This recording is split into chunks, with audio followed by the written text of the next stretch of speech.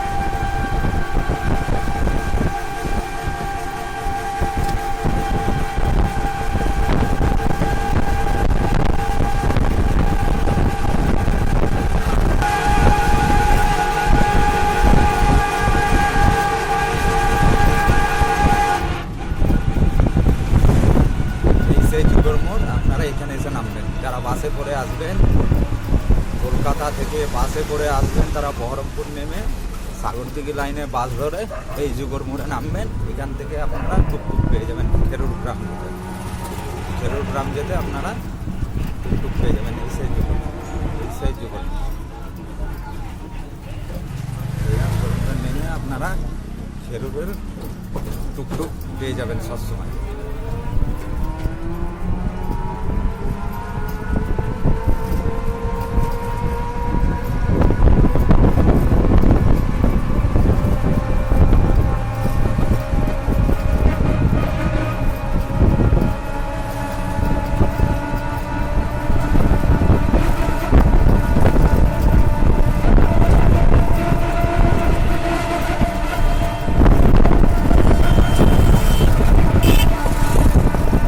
চ্যানেলে নতুন এসছো তারা আমার চ্যানেলটাকে সাবস্ক্রাইব করে দেবে, নিচে থাকা বেল আইকনটাকে অল করে দেবে। আমি যখন নতুন ভিডিও ডালবো তখন আপনাদের কাছে নোটিফিকেশন চলে যাবে।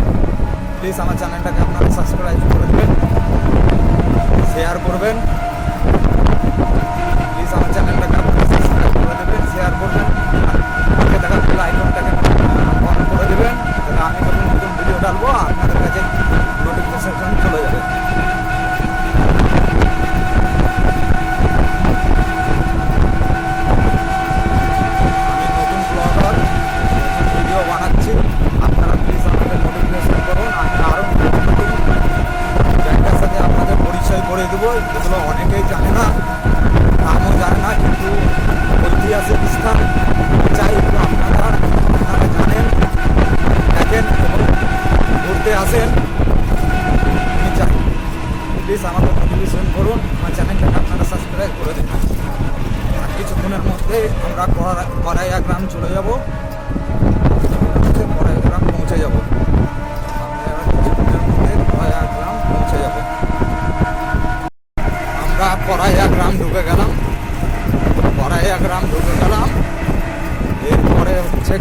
হচ্ছে ঠাকুরপাড়া, তারপরে হচ্ছে একরবি, তারপরে হচ্ছে খেরোর।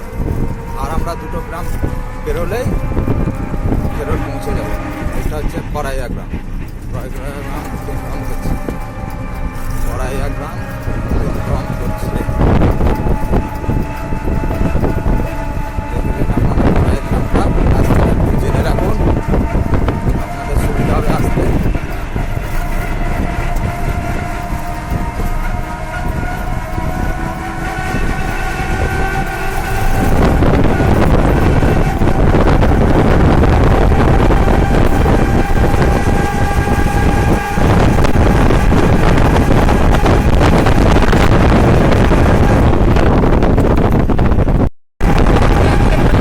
এবার আমরা ঠাকুরপাড়া গ্রাম ঢুকছি। ঠাকুরপাড়া গ্রাম দেখতে পাচ্ছেন, এটাই হচ্ছে ঠাকুরপাড়া এন্ডিং। সব মাঠে সর্ষের চাষ এখন। ঠাকুরপাড়া গ্রাম ঢুকে গেলাম। সব ছোটবেলায় রোদ তাপাত করতে হয়। এই আমরা খেরোর গ্রাম ঢুকবো, একরতি ক্রস করে এবার খেরোর গ্রাম ঢুকবো। থেকে 5 কিলোমিটার দিয়ে আমরা খেরোর গ্রাম ঢুকতে পারবো। আপনারা হয়তো দেখতে পাচ্ছেন খেরোর গ্রামটা। এটা হচ্ছে সেই পোল্ট্রি ফার্ম। আমরা খেরোর গ্রামের সামনের গ্রামটাই হচ্ছে খেরোর গ্রাম। আমরা এবার খেরোর গ্রাম ঢুকবো।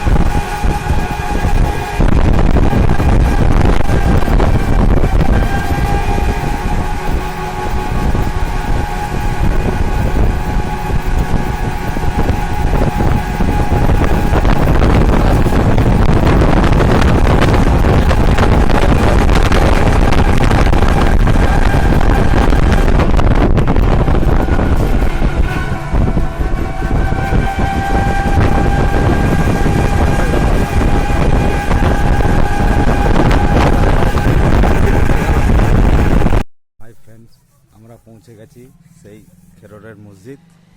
শীতের মরশুমে পর্যটকদের গন্তব্য বদলাচ্ছে লালবাগের হাজারদুয়ারি, মতিঝিল, কাটরা মসজিদ, কাঠগোলা বাগান, গন্ডি ছেড়ে মানুষ পাড়ি দিচ্ছে সেই সাগরদিঘির খেরোরের মসজিদ। সেখানকার খেরোরের মসজিদ দেখার ঝাঁক বাড়ছে পর্যটকদের। এইটাই মুর্শিদাবাদ জেলার বর্তমান মসজিদগুলির মধ্যে সবচেয়ে পুরাতন বলে মত ইতিহাসবিদদের।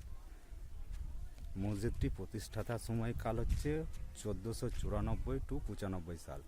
পাক মুঘল যুগে এই মসজিদটি ঘিরে মানুষের আগ্রাসন ক্রমশ বাড়ছে। জঙ্গিপুর মহকুমা সাগরদিঘি থানার অন্তর্গত খেরোল গ্রামের এই আকৃষ্ট হচ্ছে পর্যটকরা। বহরমপুর থেকে এই গ্রামের দূরত্ব 50 কিলোমিটার। গ্রামের মধ্যে সরু কনক্রিটের রাস্তার দুধারে সারি সারি মাটির বাড়ি, যেখানে হাতে আঁকা একটি গ্রাম। রাস্তা শেষ হয়ে একেবারে মসজিদের সামনে এসে লোয়ার রেলিং গেট দিয়ে খেরোরের মসজিদে আপনারা প্রবেশ করতে পারবেন।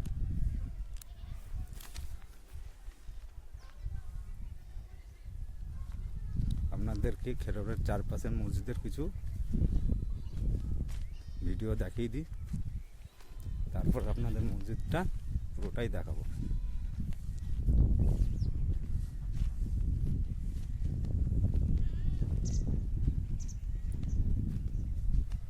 আগে আপনারা পুরোটা দেখেলেন খেরোরের মসজিদটুকু।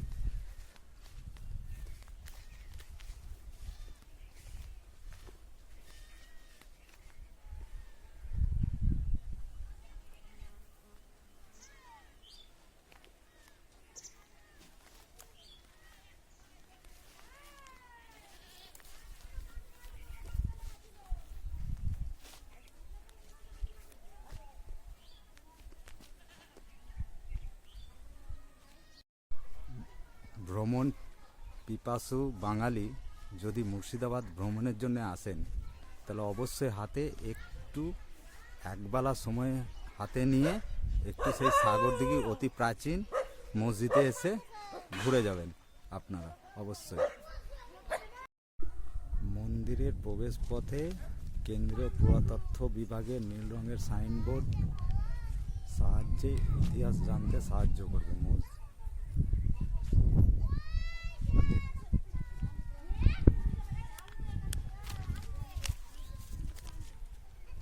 আমরা আস্তে আস্তে মসজিদের ভিতর দিকে ঢুকি। এই মসজিদটি তৈরি করেছিলেন রিয়াফত খাঁ, যিনি সুলতান হোসেন শাহের সেনাপতি ছিলেন বলে দাবি ইতিহাসবিদদের।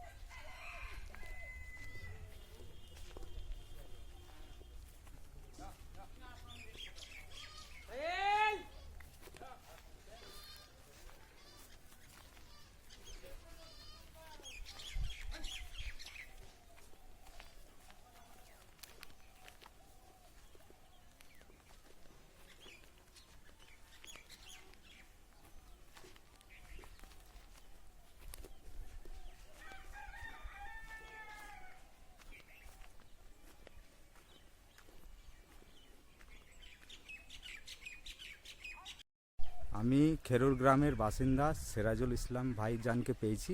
ইনার কাছ থেকে আমি মসজিদের ব্যাপারটা নিয়ে একটু চলতে চলতে জিজ্ঞাসা করব। সিরাজুল ভাই, একটু মসজিদের ব্যাপারটা নিয়ে কিছু বলবেন আপনি? মসজিদটা প্রথমত ঐতিহাসিক একটা মসজিদ, মুর্শিদাবাদের মধ্যে প্রায় 500-600 বছর আগেকার মসজিদ। মানে হোসেন শাহ আমলের মসজিদ, তখন মানে বাদশাহ শাসন ছিল তখন আর কি। তো মসজিদটা অনেক জায়গায় ছড়িয়ে আছে মুর্শিদাবাদ, অনেক অনেক জায়গা দূর থেকে লোক আসে এই মসজিদের বিষয়ে জানতে চায়। যেমন এখানে কিছু লেখা আছে মসজিদের বিষয়ে। আর মসজিদে 5 ওয়াক্ত নামাজ হয়, জুম্মা নামাজ হয়, 2 ঈদের নামাজ হয় ইনশাআল্লাহ তাআলা। তো মসজিদের একটা সৌন্দর্য, যেমন ইটের মানে যে নকশাগুলো দেখান, যে নকশা ভিতরটা আসেন ভিতরে,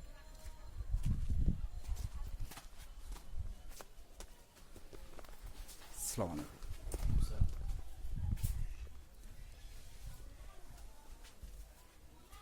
তো এইটা মসজিদের ভিতর, খোলা চত্বর মসজিদ। তাহলে সিরাজুল ভাই, আমি মানে আমরা সবাই জানতে চাই মসজিদটা কতদিন আগেকার তৈরি আনুমানিক? মসজিদটা প্রায় 600 বছর, 600 বছর পুরানো মসজিদ এটা। আর এখানে কি সরকারের পক্ষে কোনো কিছু পদক্ষেপ নেওয়া হয়েছে এই হ্যাঁ, মসজিদটা দেখভাল করার জন্য? এটা সরকারের হাতে আছে। হ্যাঁ, এমনকি দেখাশোনার জন্য লোক রাখা হয়েছে, তারা আসে, ডেইলি আসে। প্রায় 4 জনকে রাখা হয়েছে, তারা দেখাশোনা করে, যেমন পরিষ্কার করা, পরিচ্ছন্ন করা, মসজিদে পরিচর্যা করার জন্য সরকার লোক দিয়েছে এই মসজিদে। তো এটা সরকারের হাতেই আছে। এখানে নামাজ হয়, 5 ওয়াক্ত নামাজ হয় ইনশাআল্লাহ, আলহামদুলিল্লাহ। জুম্মার নামাজ হয়, 2 ঈদের নামাজ হয়। আমরা এখন জানতে চাই মুর্শিদাবাদ মানে মানুষ চিনুক যে আপনার খেরোরের মসজিদটা, হ্যাঁ, তা এটা এতে আপনাদের কি উদ্দেশ্য আছে বলে? এটা সাগরদিঘি থানার মধ্যে খেরুর গ্রাম, হ্যাঁ এই মসজিদটা খেরুর গ্রামে। তো অনেক দূর দূর থেকে পর্যটকরা আসে, দেখে যায়, দেখার জন্য অনেক দূর দূর থেকে মানুষ আসে। এই মসজিদে একটা ঐতিহাসিক মসজিদ। আর এই মসজিদে যেমন আগেকার কিছু ইতিহাস খুঁজে পাওয়া যায়, যেমন মানে ইটের কাঠা ফুলগালা দেখেন, ওই যে ইটের এগুলো কত কত সুন্দরভাবে বানিয়েছে, সুন্দর সুন্দর ডিজাইন বানানো আছে। ডিজাইন। আর অনেক দূর দূর থেকে লোক আসে, অনেক দূর দূর থেকে, মানে প্রায় 600 বছর আগেকার পুরনো মসজিদ এখন এইভাবে আছে। এবং ছাদটা অটোটা যদি থাকতো তো আরো দেখা যাচ্ছে অনেক দিন আরো টিকে থাকতো। এর জন্য কি আপনারা সরকারকে কিছু বলেছিলেন? মানে যারা যারা এখানে এতে আছে তাদেরকে সরকারকে কিছু বলেছেন যে ছাদটার ব্যাপারটা নিয়ে কিছু? ছাদটার ব্যাপারে বলা হয়েছে, তবে তারা চাইছে যে ঐতিহাসিক একটা জিনিস যেমনকার তেমনই থাক। আচ্ছা, তাহলে ভালো। হ্যাঁ, এরকমই থাক যতদিন আছে। তবে পরিচর্যা করার জন্য লোক আসে, প্রত্যেক দিনের লোক আসে। আর জুম্মার দিন আসেন, এই ছুটি 4 জন লোক আসে, তারা লালবাগ থেকে আসে, দেখাশোনা করে, যেমন ঘাস কিংবা অন্যান্য জিনিস পরিষ্কার পরিচ্ছন্ন রাখা। এখানে ইমামও রাখা হয়েছে, 5 ওয়াক্ত নামাজ হয়। 5 ওয়াক্ত নামাজ এখানে হয়? হ্যাঁ, 5 ওয়াক্ত নামাজ।